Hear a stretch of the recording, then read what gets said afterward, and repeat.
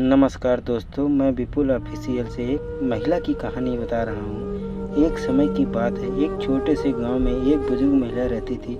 उनका नाम राधा था। राधा बहुत ही दयालु और सहानुभूतिपूर्ण थी। वह बहुत गरीब थी, लेकिन उनकी गरीबी उनके स्नेह और दया को कभी कम नहीं कर सकी। राधा का एक ही बेटा था, जिसका नाम रामू था। रामू किसी नगर में एक नौकरी करता था और अपनी माँ से बहुत प्यार करता था। रामू हर महीने अपनी माँ के पास आता था, उसे पैसा देता था और फिर वापस शहर चला जाता था। लेकिन एक महीने रामू नहीं आया, फिर दूसरे महीने भी वह नहीं आया। राधा को बहुत चिंता हुई। उसने सोचा कि उसके पास पैसे तो हैं, लेकिन उसके बेटे का ख्याल उसे चैन नहीं आने दे रहा था। वह रोज़ बेटे का इंतज़ार करती, लेकिन रामू नहीं आया। अंततः राधा ने फैसला किया कि वह शहर जाएगी और अपने बेटे का पता लगाएगी।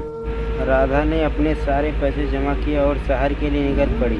शहर में पहुंचकर उसने अपने बेटे को ढूंढना शुरू किया।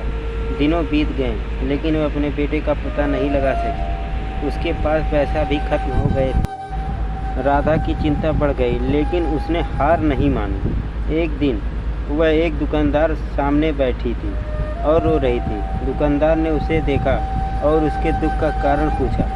राधा ने अपनी कहानी सुनाई। दुकानदार ने उसे अपने बेटे के बारे में बताया। रामू ने एक हादसे में अपनी जान गंवाई थी। राधा यह सुनकर तोड़ गई। उसने अपनी बेटी के नाम की मिट्टी अपने हाथों से चूमी। उसकी आंखें में आंसू थे, लेकिन उसके मन में एक आशा थी।